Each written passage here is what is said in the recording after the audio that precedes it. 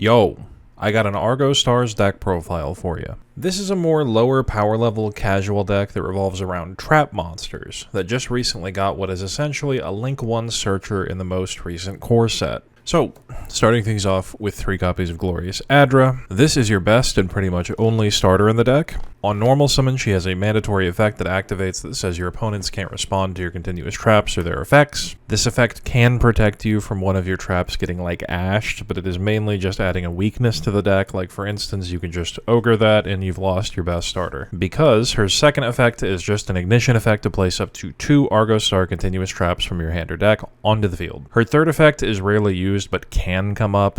It's during your opponent's turn, if you control a continuous trap, you can banish her as cost to make a monster's attack on the field to 0 until the end of the turn, non-targeting. Many of the Argo Star cards care about you having a banish guy, and it's also just nice for protecting a trap monster. 1 copy of Fierce Parth.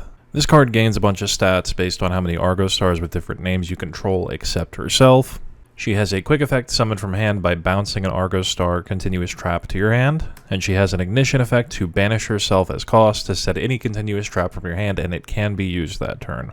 This card is honestly pretty bad. The attack boost is okay for helping you close out games, and the bounce can like protect your stuff from removal, and she lets you make a generic rank 4 if you wanted to set like the interruption Argo Star trap rather than the extender trap, so I kinda see what they were going for. But I feel like her ignition effect is just not good. It's too reliant on what else you hard opened, and the fact that she banishes herself to do it means it's never really going to be good extension, and I haven't found any worthwhile flashy plays that effect can lead to. But she's fine as a one-of. Next up, 3 copies of Giant Slaying. This is a quick play Rhoda. Then, if you have a trap monster on your field, you can normal any warrior. And I just realized while making this video that you can make Dempsey and technically normal any level 4 or lower fire warrior in the game on your opponent's turn. Is that good? Kitsune Kitsunebe is a floodgate for Fiendsmith, I guess. You can summon Raisin. This card's second effect is during the main phase you can banish this from your grave to target 2 cards on the field including an Argo Star continuous trap and return them to the hand. Unfortunately, this card is one and only one because they really didn't want this deck to be able to go second. 2 copies of Home Stadium. This is their field spell. Ignition, pay 1,000 to add back an Argo Star card from grave or banished. It burns your opponent for 500 every time you summon any continuous trap, and once per chain, if you activate a continuous trap in a monster zone, you can target a face-up card your opponent controls and negate it until the end of the turn. So that is a non-once per turn, like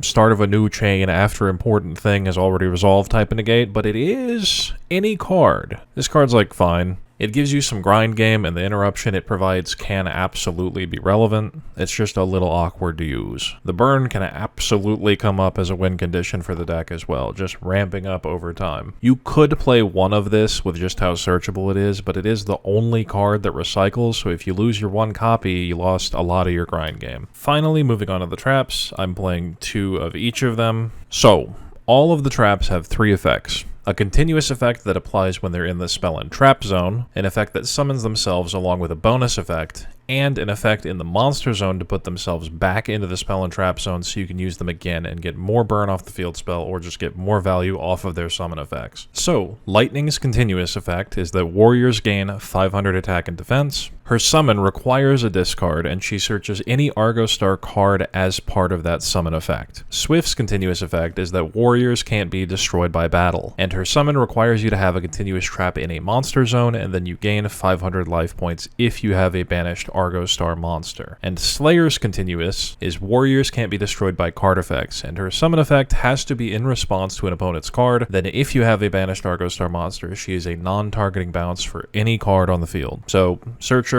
Extender, Disruption. I'm not playing 3 of any of them because you can imagine opening these by themselves isn't great. You could arguably play 1 of each of these, but that just feels gross. It's an Argo Star deck, dude. Having multiples also just feels right, being able to resolve Adra more than once because she does only set from hand or deck. But I mean, yeah, these cards are pretty easy to recycle, as you'll see when we get to the Xyz.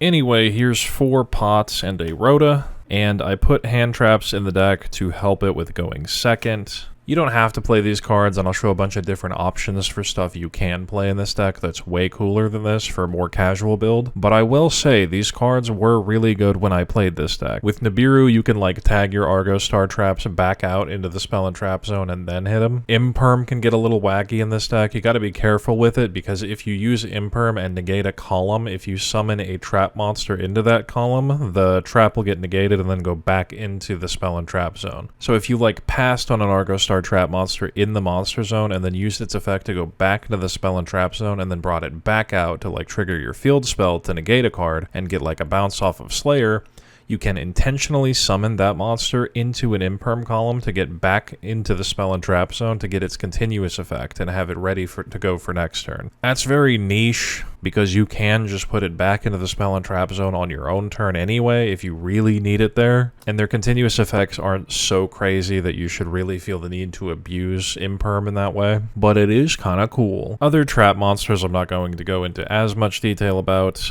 Swamp Deity, Anguish Pattern, Silhouette Trick, and an Azarune. Omni Negate if you have other continuous traps, non-once per turn pop cards if you have other trap monsters, Omni Negate by itself but it's on a new chain, Special Summon Negate by itself. You can mix up these ratios, you can play entirely different cards here if you want. There's nothing stopping you from playing this deck with 20 hand traps, and I just put the trap monsters in the trap monster deck. The last 3 cards on the deck are just 3 copies of Daruma. This card is insane at going first and second. It can out unaffected monsters, and in a trap monster deck it sets them back into the spell and trap zone, so you can do the wacky shenanigans there. You can flip the whole board face down and then resummon Anguish Pattern and pop all your opponent's stuff one by one on the next turn, and that could be a reason, I guess, to play like Book of Eclipse if you wanted to do more of that. But that's it for the main deck.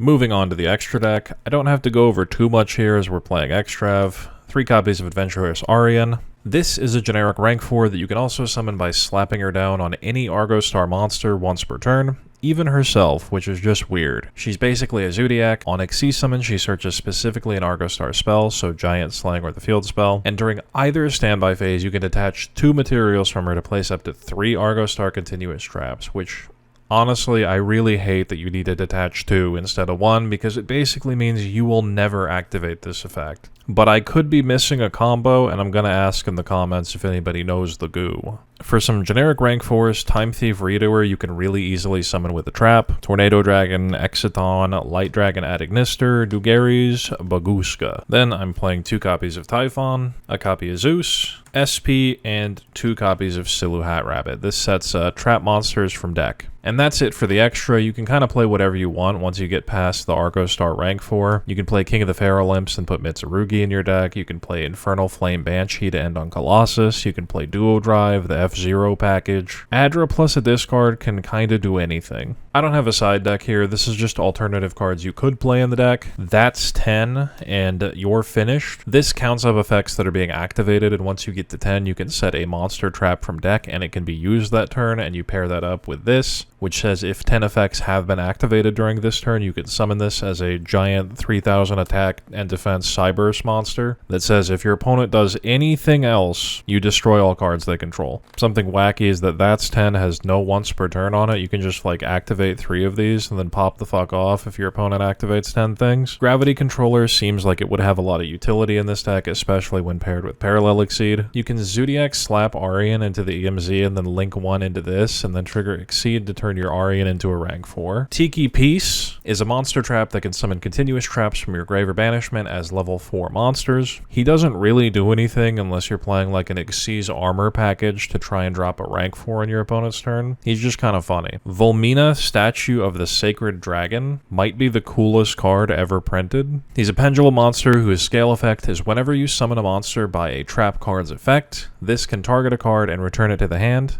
and then special himself, and while he's on the field, if your opponent declares an attack at all, he slips himself back into the pen scale to return that attacking monster to the hand. He also has a bonus effect if he's destroyed in the monster zone to put himself back in the pen scale. I don't know what it is about this card, but it just feels like the greatest card ever. Like this is where Yu-Gi-Oh card text should be. Full Armored Utopic Ray Lancer is probably just a card that should be played in this deck. You can slap this on top of any rank 4 or lower monster by discarding a spell or trap, and Adventurous Arian is a rank 4 that searches a spell, so It's kind of free. He has a debuff for your opponent's attack. He can permanently negate your opponent's attack position monsters in the battle phase, and he can attack as many times as materials you're willing to detach from him as long as he's killing stuff. And at the very least, he's an extra Zeus material. These last two cards are just kind of here. Eclipse Twins is very easily summonable and can reborn and Xyz, but it's like, well, whatever. The Sheep can recycle normal traps, so only Daruma and Imperm, so not really super relevant, but look at him.